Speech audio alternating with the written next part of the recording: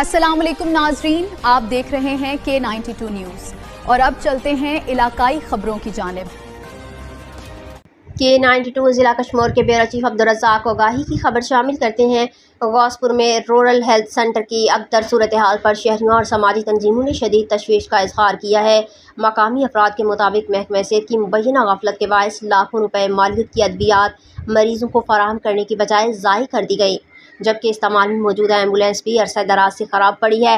शहरियों का कहना है कि अस्पताल में तिब्बी सहूलियात न होने के बराबर हैं, जिसके बायस मरीज़ इलाज और मुआयने के लिए बार बार चक्कर लगाने के बावजूद मायूस वापस लौट रहे हैं। समाजी और सियासी रहनुमाओं ने इल्ज़ाम आयद किया है कि रूरल हेल्थ सेंटर में तैनात कई डॉक्टर अपनी ड्यूटियों से गैर हाजिर हैं, जिसके बायस अस्पताल वीरानी का मंजर पेश कर रहा है। शहरियों और मुख्तलिफ समाजी तंजीमों ने आला हुक्काम से मुतालबा किया है कि रूरल हेल्थ सेंटर में डॉक्टरों की फौरी तैनाती, अद्वियात और दीगर बुनियादी सहूलियात की फराहमी यकीनी बनाई जाए और मुबैना बेज़ाबतियों की शफ़ाफ तहकीकात कराई जाएँ। उन्होंने खबरदार किया है कि अगर मसाइल का फौरी हल ना निकाला गया तो सिंध यूनाइटेड पार्टी की जानिब से सख्त एहतजाज किया जाएगा।